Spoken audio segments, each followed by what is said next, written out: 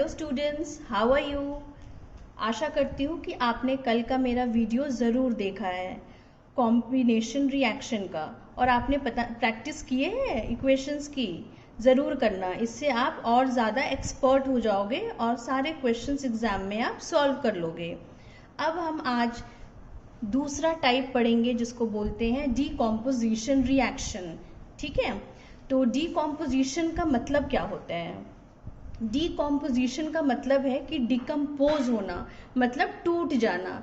जैसे कि कोई भारी भरकम सामान है, जब वो टूटता है तो वो अलग अलग चीज़ों में बिखर जाता है ना। जैसे मान लीजिए कोई पुराना सा घर है, वो टूट गया, तो घर के बिखरने से क्या होगा, हमें ईंटें मिलेंगी, धूल और मिट्टी मिलेंगे। तो बिल्कुल ये रिएक्शन उसी तरह का है। ये रिएक्शन को आसानी से समझने के लिए आप ये देखिए, जैसे मैंने लिखा ABC, ये हमारा है रिएक्टेंट। ठीक है, और ये हमें अब प्रोडक्ट क्या देगा, जो हमारा LHS साइड हो गया।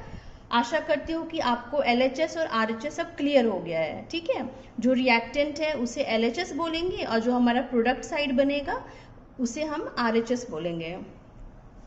तो ABC जो है वो हमें देगा A प्लस BC। ठीक है, या फिर ये हमें ये भी दे सकता है AB प्लस C, हो गया। या फिर ये हमें ये भी दे सकता है AB प्लस BC। ठीक है, तो स्टूडेंट्स ये अलग अलग तरीके के प्रोडक्ट्स हैं जो हमें RHS साइड में मिलेंगे। और ये होता क्या है, जब दो अलग अलग एलिमेंट्स, देखिए जो ABC मैं बता रही हूँ आपको, ये हमारे अलग अलग एलिमेंट्स हैं। जब आप पीरियोडिक टेबल पढ़ोगे तो उसमें आप देखोगे कुल मिला के 118 हमारे पास एलिमेंट होती हैं, जो मैं आपको धीरे धीरे याद कराऊंगी। तो जो ABC होता है, मान के चलिए ये पहला एलिमेंट है, दूसरा एलिमेंट है, ये तीसरा एलिमेंट है। तो जैसे यहाँ पे B और C का मतलब क्या है, दो एलिमेंट का मिलाव हुआ है। तो जब किसी दो या तीन या एक से ज्यादा एलिमेंट का मिलाव होता है तो उसे हम लोग कंपाउंड बोलते हैं। मतलब एक एलिमेंट से ज्यादा हो तो उसे कंपाउंड बोलते हैं, और अगर सिर्फ एक एलिमेंट हो तो उसे हम एलिमेंट बोलते हैं, सिर्फ एलिमेंट। ठीक है, वैसे यहाँ पे देखिए AB को क्या बोलेंगे, कंपाउंड, और ये C को एलिमेंट, क्योंकि ये अकेला है। AB को यहाँ पे क्या बोलेंगे, कंपाउंड, और यहाँ पे भी BC जुड़ा हुआ है तो इसे भी हम कंपाउंड बोलेंगे।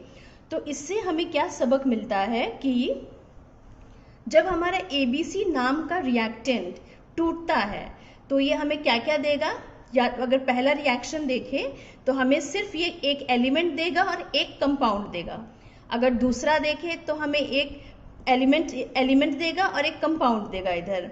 अगर तीसरा देखें तो ये हमें दो कंपाउंड दे रहा है। ठीक है, अब देखिए जो डिकम्पोजिशन रिएक्शन होता है वो खुद से नहीं होता है, उसके लिए हमें किसी चीज़ का उपयोग करना पड़ता है।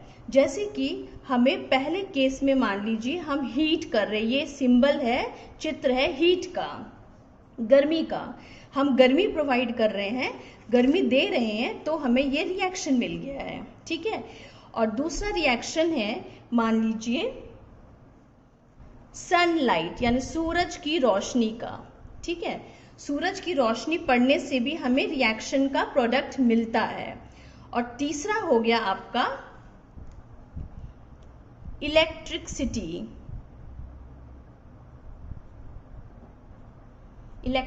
मतलब बिजली। ठीक है, तो ये आप एकदम याद कर लीजिए कि जब भी हमारा डिकम्पोजिशन रिएक्शन होगा तो तीन चीजें ऐसी हैं जो हमारे डिकम्पोजिशन रिएक्शन को बिखरने में, एलिमेंट और कंपाउंड के बनने में सहायता करती हैं। तो वो तीन चीजें क्या हो गई, आप बिल्कुल इसको याद कर लीजिए। पहला हो गया हीट, गर्माहट, गर्माहट से भी चीजें डिकम्पोज होती है, टूटती हैं, बिखरती हैं। दूसरा हो गया सनलाइट, और तीसरा हो गया इलेक्ट्रिसिटी। ठीक है, अब देखिए जो इलेक्ट्रिसिटी है इसमें हम एक रिएक्शन पढ़ेंगे इलेक्ट्रोलिसिस का रिएक्शन। ये रिएक्शन मैं आपको अलग से वीडियो बना के समझाऊंगी। इलेक्ट्रोलिसिस में जो पानी है, वाटर का जो फॉर्मूला होता है H2O, वो टूट के हाइड्रोजन और ऑक्सीजन बनता है और इसी का उपयोग हम करेंगे। तो ये भी जब बिजली इसमें पास करती है तब ये बनता है, ये मैं आपको बताऊंगी। ये सनलाइट, सूरज की रोशनी, तो सूरज की रोशनी की वजह से भी डिकम्पोजिशन होता है, ठीक है। और ऐसे प्रोडक्ट मिलेंगे जिसको आप फोटोग्राफी में यूज करिएगा, ठीक है। और ये हीट है, हीट से भी हमारे पास काफी सारे रिएक्शन और इक्वेशन होंगे, ठीक है। जैसे एक एग्जाम्पल होगा आपका फेरस सल्फेट का। एक कंपाउंड है Fe2SO4.7H2O। तो ये एक आपका कंपाउंड है, ठीक है। मैं इसे कंपाउंड क्यों बोल रही हूँ, क्योंकि देखिए इसमें बहुत सारे एलिमेंट है। Fe का मतलब आयरन है, S का मतलब सल्फर है, O का मतलब ऑक्सीजन है। तो यहाँ पे कितने ऑक्सीजन है? 4 ऑक्सीजन है।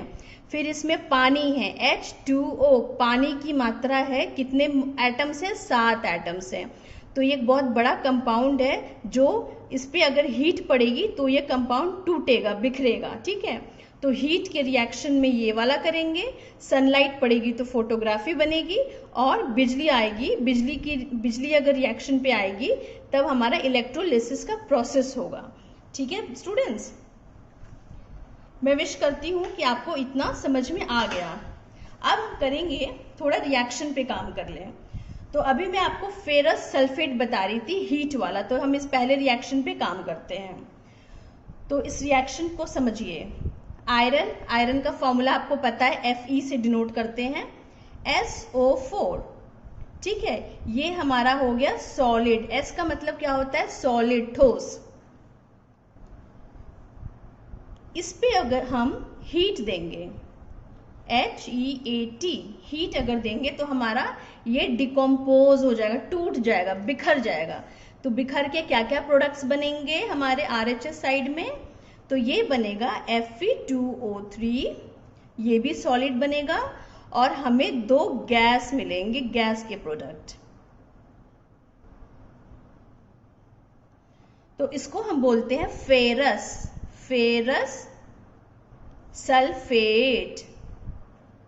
इसको हम फेरस सल्फेट बोलते हैं, जिसका रंग हरा होता है, ग्रीन कलर का होता है।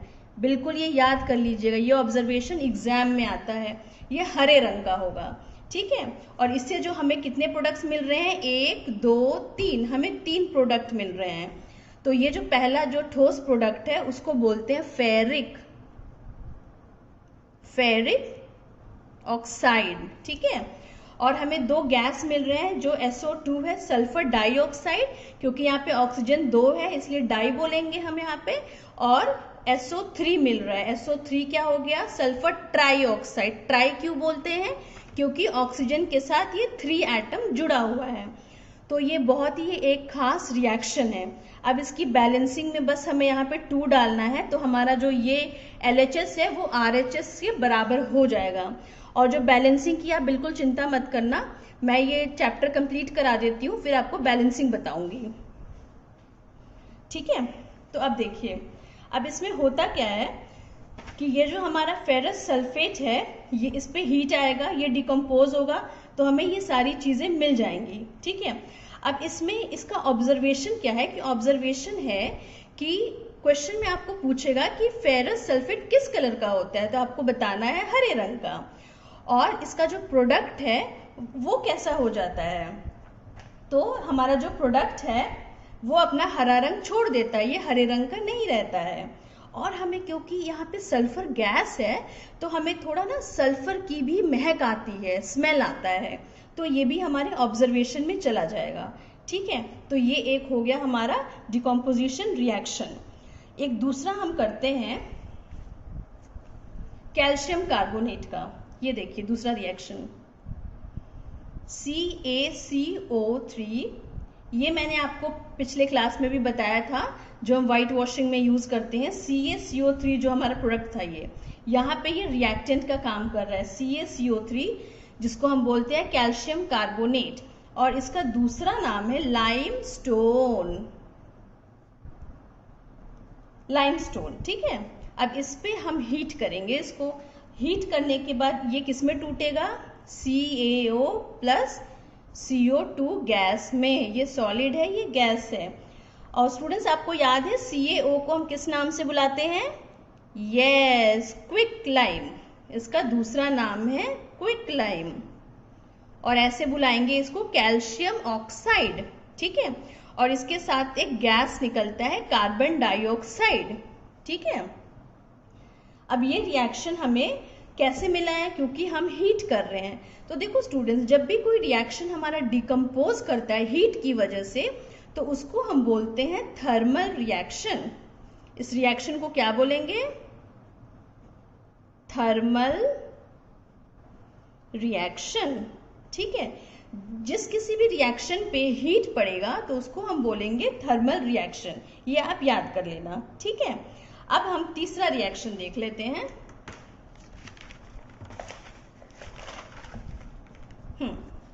तीसरा रिएक्शन है लेड नाइट्रेट का।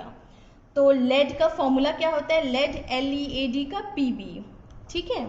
तो Pb ये लेड हो गया, और नाइट्रेट का होता है NO3(2), ये हमारा सॉलिड होता है, S का मतलब सॉलिड।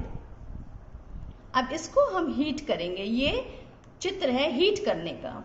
तो इसको हम हीट करेंगे तो हमें क्या क्या मिलेगा, लेड ऑक्साइड जो सॉलिड है, प्लस NO2 गैस मिलेगी हमें, और ऑक्सीजन मिलेगा, ये भी हमारा गैस है। थोड़ा इसको बैलेंसिंग कर दिया जाए। तो इसको क्या बोलते हैं, देखिए लेड का फॉर्मूला होता है Pb, ठीक है। तो इसको हम बोलेंगे LEAD, लेड नाइट्रेट। नाइट्रेट क्योंकि इसमें नाइट्रोजन और ऑक्सीजन है। जो प्रोडक्ट हमें मिला है वो, जहां पर भी आपको एक अकेला ऑक्सीजन दिखे ना, तो उसको ऑक्साइड बोल दीजिए। तो ये क्या हो गया हमारा, लेड ऑक्साइड, और ये हमारा हो गया नाइट्रोजन गैस, और ये ऑक्सीजन गैस, ठीक है। अब हम क्या देखेंगे, जब ये लेड नाइट्राइट को हम हीट करेंगे, गर्माहट देंगे, तो हमें कौन सी गैस मिलेगी, नाइट्रोजन डाइऑक्साइड। तो इस रिएक्शन में क्या होगा, हमें आप बोल सकते हो लालिमा जैसा है, रेडिश ब्राउन जैसा